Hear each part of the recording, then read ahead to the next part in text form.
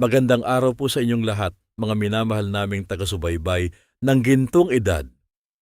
Ngayong kasagsagan ng tag-init, ramdam na ramdam natin ang matinding sikat ng araw at ang init ng panahon, lalo na dito sa Pilipinas. Ang init na ito ay hindi lang nagdudulot ng pagpapawis at sa pagkauhaw, kundi may dala ring isang kaseryoso at tahimik na panganib na dapat nating paghandaan, lalo na para sa ating mga senior. Ito po ay ang heat stroke. Marahil ay narinig na ninyo ang tungkol sa heat stroke. Pero alam nyo ba na para sa mga edad 60 pataas, mas delikado ito at minsan ay mahirap agad matukoy. Ang mga senyales nito ay madalas nating ipagkamali sa simpleng pagod, pagkahilo dahil sa gutom, o kaya naman ay bahagi lang ng pagtanda. Pero ang totoo, ang mga tahimik na babalang ito ay maaring maging simula ng isang emergency na nangangailangan ng agarang aksyon. Sa video na ito, gagabayan ko kayo sa mga importanteng kaalaman tungkol sa heat stroke. Tatalakayin natin kung bakit mas madaling maapektuhan ang ating mga senior at ang pinakamahalaga, ibubunyak natin ang tatlong babala na akala ninyo ay pagod lang, pero senyales na pala ng heat stroke. Pag-uusapan din natin ang mga agarang hakbang na dapat gawin para makaligtas sa ganitong sitwasyon. At syempre, kung paano ito maiiwasan. Manatili po kayong nakatutok dahil ang kaalamang ito ay maaring magligtas ng buhay. Bago tayo dumako sa mga babala, unawain muna natin ng simple kung ano ba ang heat stroke. Ang heat stroke po ay isang malubhang kondisyon na nangyayari kapag ang katawan ay hindi na kayang palamigin ang sarili nito. At ang temperatura ng katawan ay tumaas ng sobra-sobra, kadalasan ay umaabot sa 40 degrees Celsius o mas mataas pa. Ito ay isang emergency na nangangailangan ng agarang medikal na atensyon dahil kung hindi maagapan, maaari itong magdulot ng permanenteng pinsala sa utak, puso, kidney at mga kalamnan at sa pinakamalala ay humantong sa kamatayan. Pero bakit nga ba mas delikado ang heat stroke sa ating mga senior? May ilang dahilan po dyan.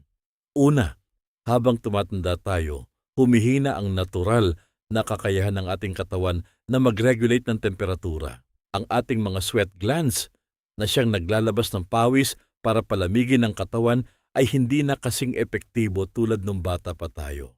Ibig sabihin, mas mahirap para sa katawan na magpalamig sa sarili.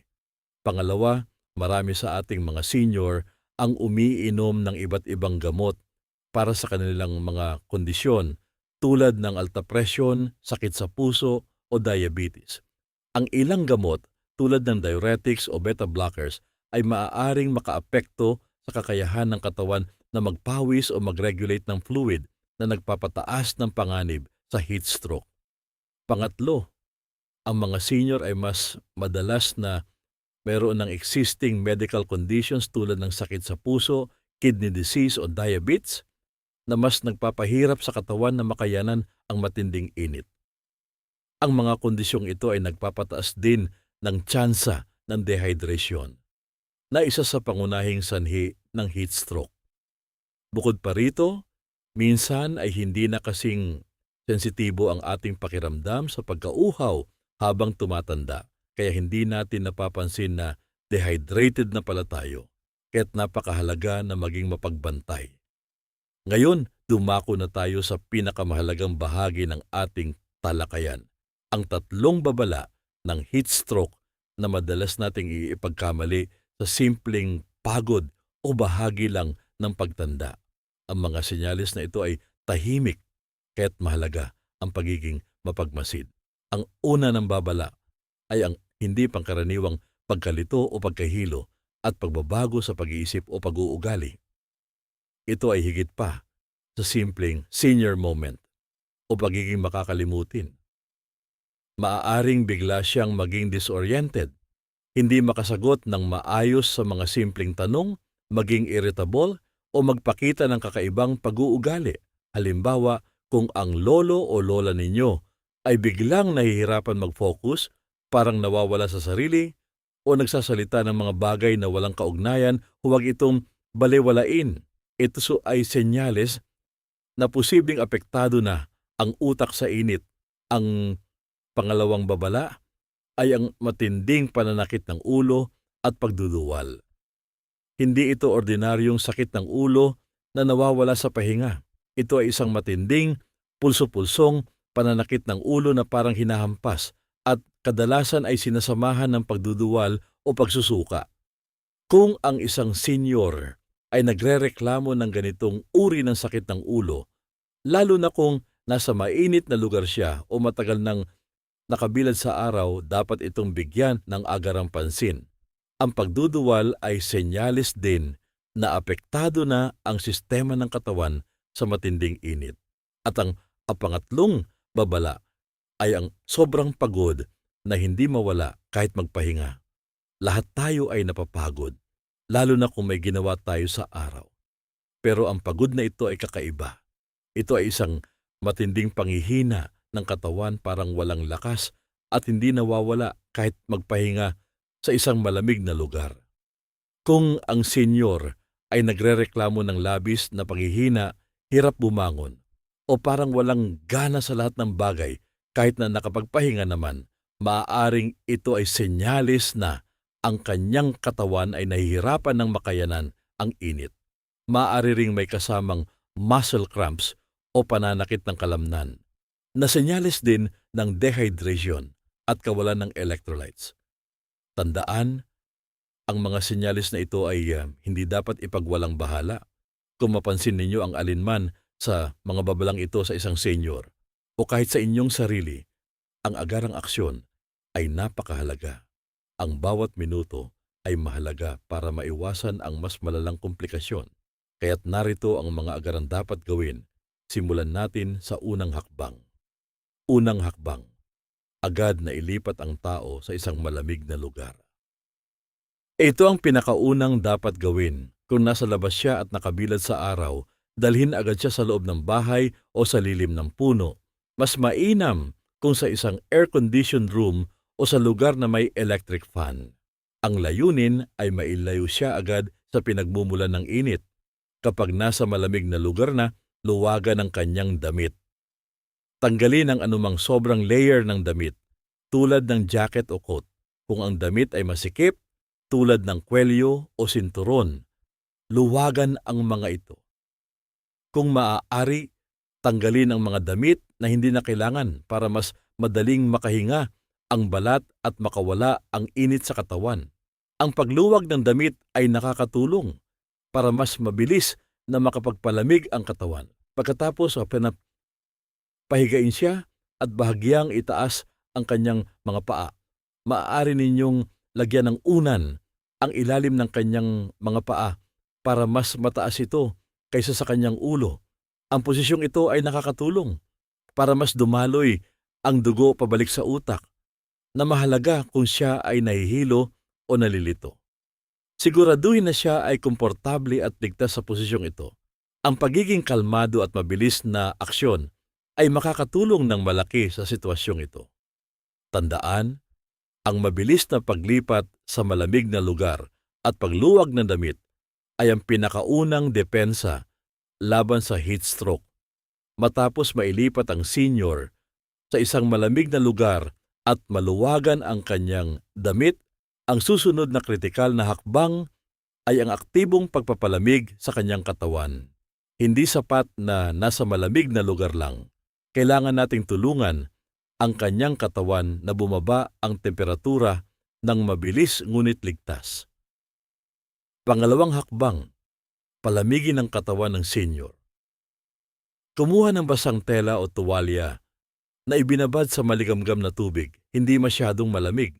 Mahalaga na maligamgam lang at hindi yelo ang tubig dahil ang sobrang lamig ay maaring magdulot ng shock sa katawan. Punasan ang kanyang balat, lalo na sa mga bahagi kung saan malalaki ang ugat at mas mabilis makapagpalamig, sa leeg, sa kilikili, sa singit at sa likod ng tuhod. Maaari niyo ring lagyan ng basang tuwalya ang kanyang noo at pulso. Kung may electric fan sa malapit, itutok ito sa kanya.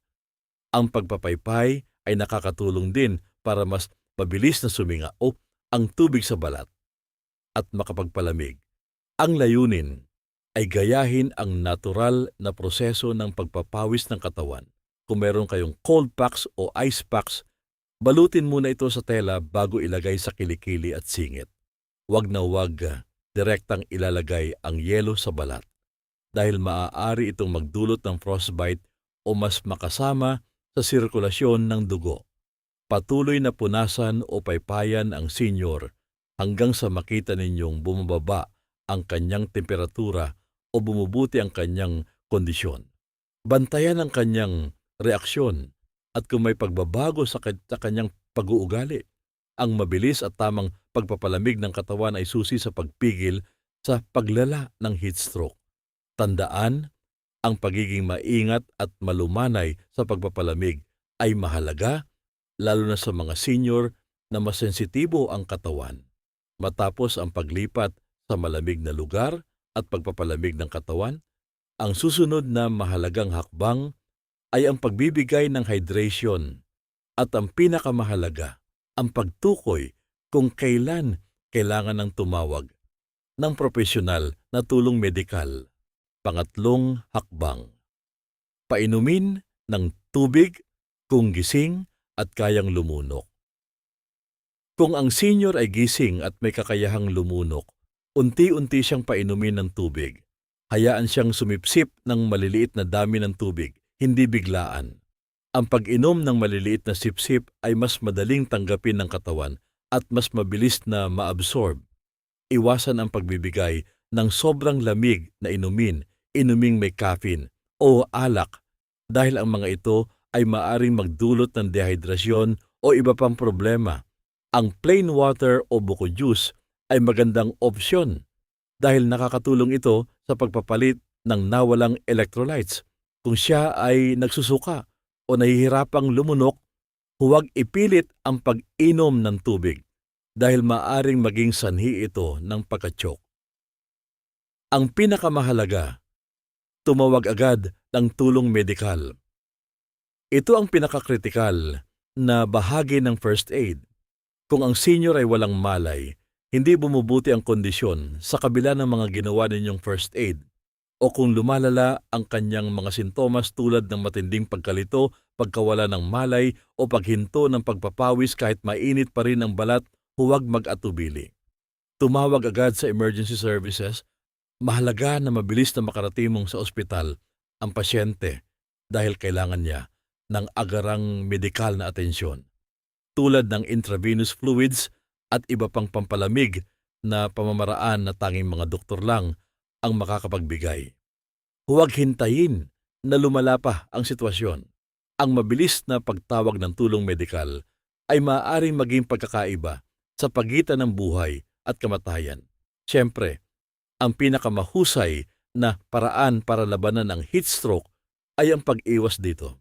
May mga simpleng gabay na maaari nating sundin para manatiling ligtas at malusog sa tag-init, lalo na para sa ating mga senior. Tandaan, ang pagiging proaktibo ay susi.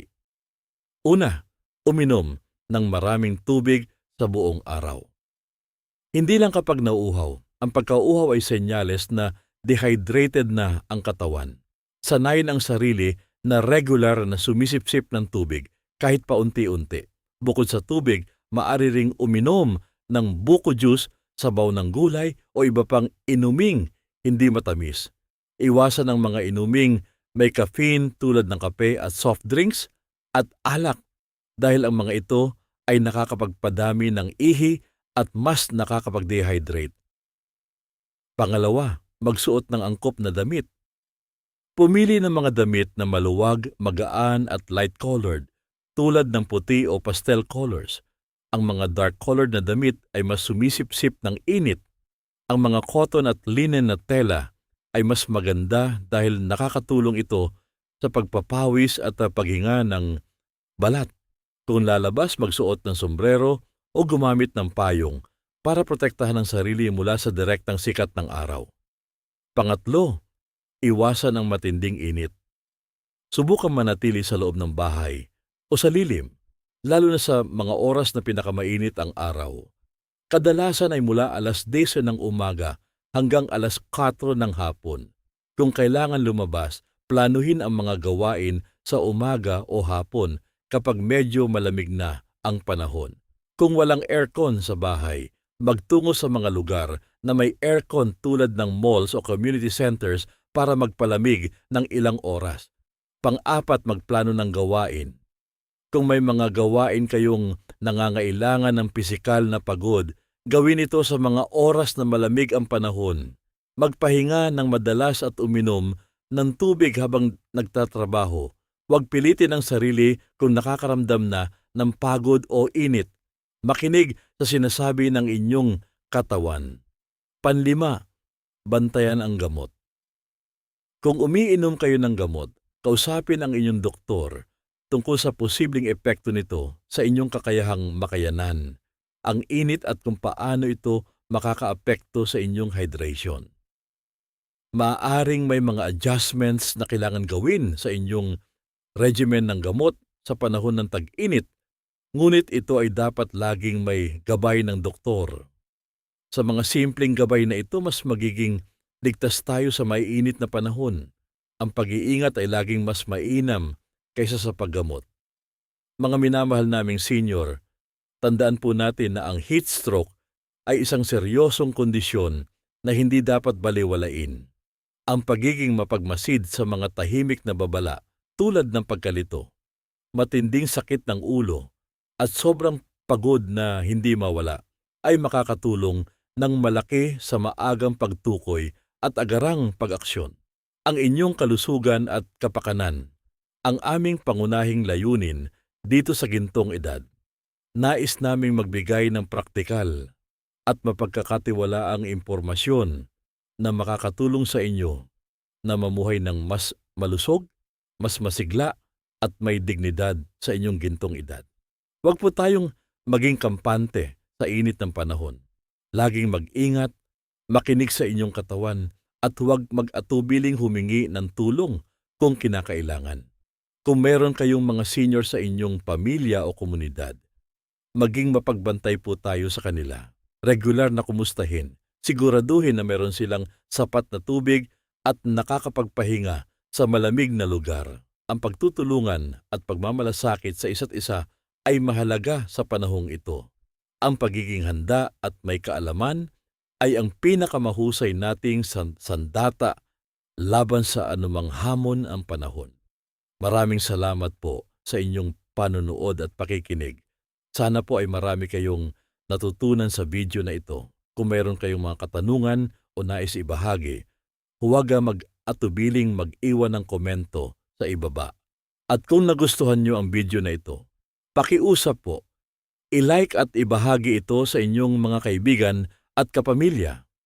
Huwag din po kalimutang mag-subscribe sa Gintong Edad para sa mas marami pang makabuluhang payo at inspirasyon. Hanggang sa susunod po, manatili tayong malusog, ligtas at masaya